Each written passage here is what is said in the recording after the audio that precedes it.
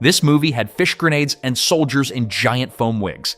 And this one had 3 famous actors and still got buried by Mr. Bean.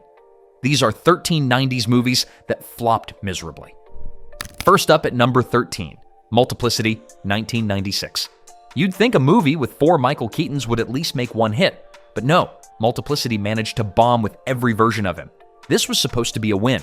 You had Harold Ramis directing, hot off Groundhog Day, and Keaton still riding the wave of Batman and Beetlejuice fame. The idea was fun too. A stressed-out guy clones himself to juggle work, marriage, and life. What could go wrong? Well, turns out, a lot. The humor leaned too hard into slapstick. The story stretched a thin gag across nearly 2 hours. It opened soft and never recovered, earning less than half its $45 million budget. But here's the thing. Home video quietly kept this thing alive. People started warming up to Keaton's goofy energy, especially the 4th clone, aka Number 4, who acted like he was hit in the head with a frying pan. Number 12, The Phantom, 1996. Billy Zane. In a purple bodysuit, riding a white horse through the jungle and punching bad guys with a magic skull ring. Yeah, that happened. That's The Phantom, a movie based on a 1930s comic strip hero that hit theaters during the post-Batman superhero craze, except this one didn't have gadgets, a dark backstory, or even a villain people remember. Studios figured it would ride the superhero wave. Instead, it belly flopped right into a pool of audience confusion. The tagline? Slam evil! Like, what does that even mean? And the poster, Zane glowing like a Halloween prop, didn't help. Even Treat Williams going full cartoon villain couldn't save it. The budget was around $45 million. It didn't come close to earning that back. But here's the weird part. If you watch it now, it kinda works. Number 11, The Fan, 1996. On paper, The Fan should have been a hit. Robert De Niro playing a deranged baseball superfan, Wesley Snipes as the superstar caught in his crosshairs, directed by Tony Scott, the guy behind Top Gun and True Romance. Sounds like a thriller home run. But the only thing The Fan hit was the bottom of the box office. This one was dark, real dark. De Niro's character spirals from autograph seeker to full-blown stalker, and the movie doesn't pull punches. It's all rainy stadiums, whispered threats, and razor-edge tension. Too razor-edged, maybe. Critics called it mean-spirited and unfocused. Audiences weren't sure if it was a sports movie, a psychological horror, or just De Niro yelling a lot in a Yankees cap. Despite the star power, it barely made back half its budget. Sony pulled the plug on promotion just a week after release. It vanished faster than a foul ball in the nosebleeds. But like a lot of 90s flops, The Fan found redemption on late-night cable. Number 10, Mom and Dad Save the World, 1992. Yes, that's really the title, and yes, this movie really happened. Mom and Dad Save the World is one of those films that feels like a fever dream you only half remember from cable reruns. It stars Jeffrey Jones and Terry Garr as suburban parents who get abducted by aliens and dropped onto a planet run by John Lovitz in full megalomaniac mode. The planet, by the way, is populated entirely by idiots. The movie came from the minds behind Bill and Ted's Excellent Adventure, and it shows. There are fish grenades, a death ray, soldiers wearing giant foam wigs. It's sci-fi nonsense in the best way. But in 1992, audiences didn't know what to make of it. Blockbusters were getting bigger, darker, and way more serious. This little comedy with cheesy puppets and dad jokes didn't stand a chance. It bombed hard, made just a few million at the box office, and disappeared. Number 9, Soldier, 1998, Kurt Russell, military dystopia, and a script connected to Blade Runner. Sounds like a cult classic in the making, right? Well, Soldier tried. It really did. But what it became was a $15 million paycheck for Kurt Russell, a shredded sci-fi premise and one of the biggest shrugs of the decade. This movie was supposed to be a gritty, philosophical action flick. Instead, it got slashed by the studio when Escape from LA underperformed, and suddenly, Russell wasn't so bankable. The budget got cut. The script, written by Blade Runner's David Peoples, got flattened. And the director, Paul W.S. Anderson, had to cobble together a space epic with bargain bin effects. Russell barely speaks in the movie, like fewer lines than a furniture commercial. It opens with training montages, jumps to a garbage planet, throws in some rebels, and ends in a muddy firefight. It had ambition, but no gas. Audiences ignored it. People tore it apart. And by the time the credits rolled, Soldier had already been forgotten. Even Russell distanced himself from it, later calling it the movie you probably don't remember. And he was right. Nobody did. Until it quietly resurfaced years later on cable, where sci-fi junkies now debate whether it's secretly brilliant or just plain boring. Either way, Soldier proved that even the toughest space marine can't outrun a studio that's lost faith.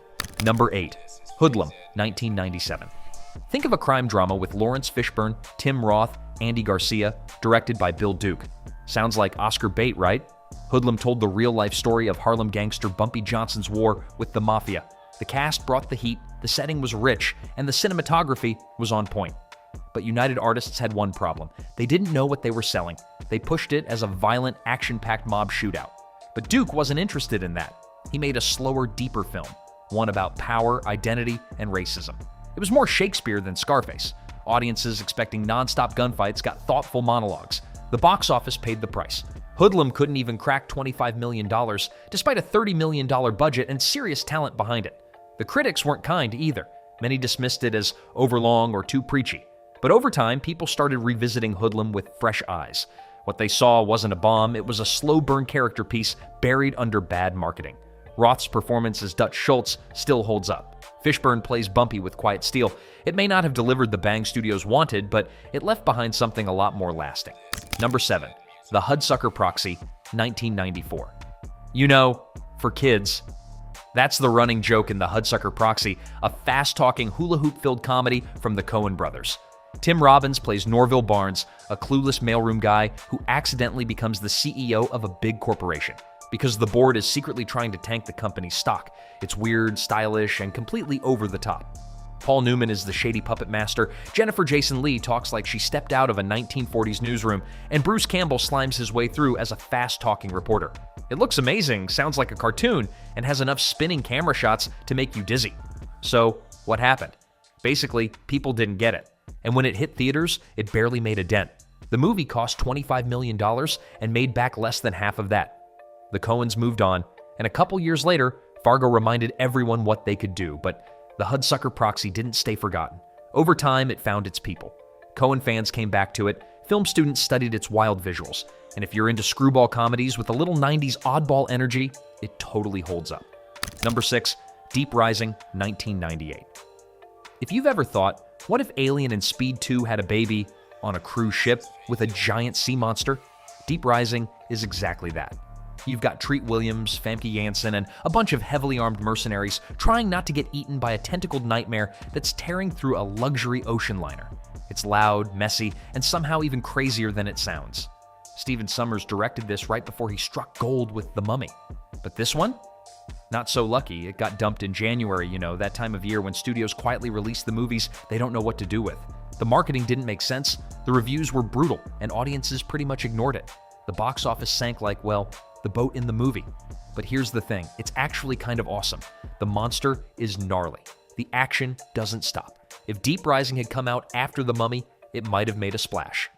Number 5, The Associate, 1996. In The Associate, Whoopi Goldberg plays a genius financial analyst who's tired of being ignored just because she's not an old white guy in a suit. So, she invents one. She makes up a fake business partner, Robert S. Cuddy, and suddenly, everyone on Wall Street starts listening. It's a smart idea with a lot to say about bias and power. The original French version nailed it. This one, not so much.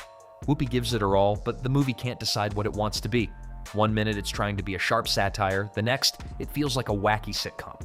By the end, the message gets buried under weird voiceovers and awkward disguises.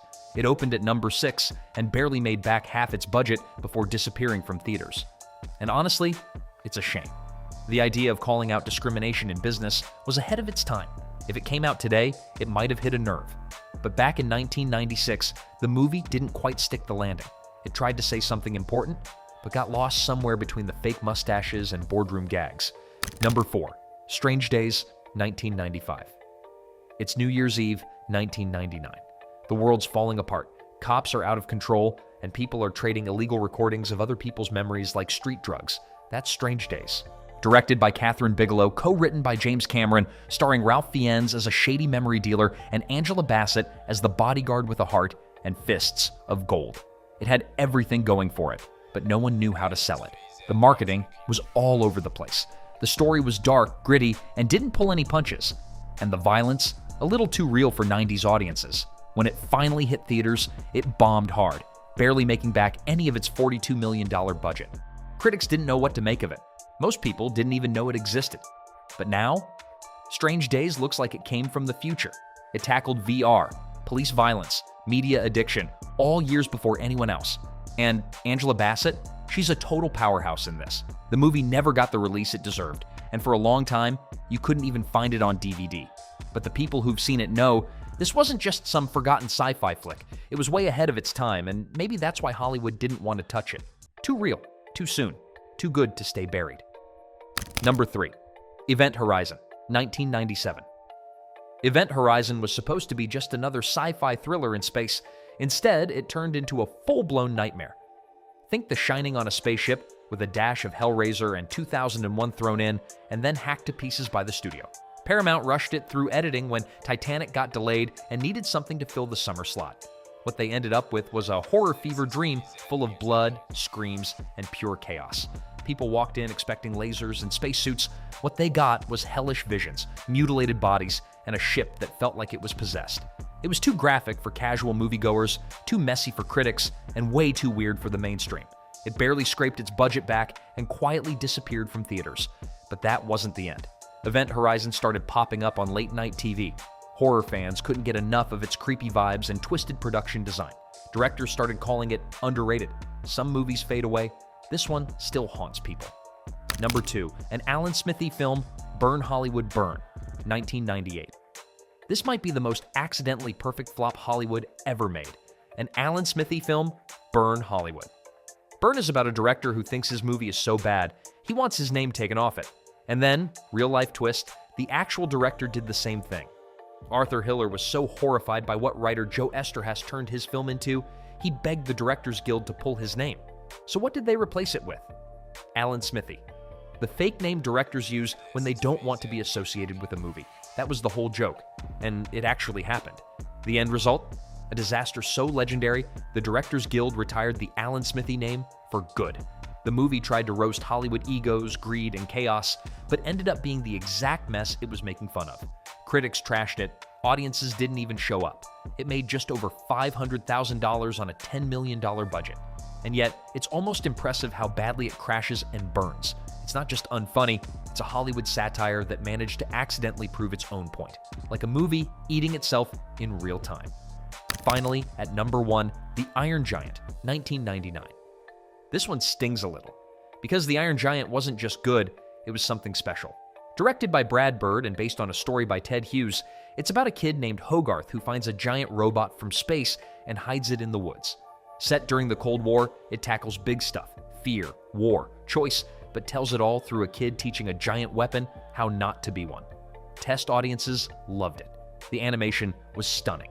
The cast was perfect. Jennifer Aniston as the mom, Harry Connick Jr. as the cool beatnik artist, and Vin Diesel voicing the giant with just a few powerful words. But Warner Brothers totally dropped the ball. No toys, no fast food tie-ins, barely any marketing at all. It opened in 9th place and pulled in just $31 million, way less than it cost to make. But it didn't stay forgotten. Teachers brought it into classrooms, and now it's a classic. These 13 movies came in loud, but proved that a big name doesn't guarantee a hit. So which one did you actually watch? Or wish you hadn't? Let us know in the comments below, and don't forget to subscribe for more movie flops, forgotten gems, and nostalgic throwbacks just like this.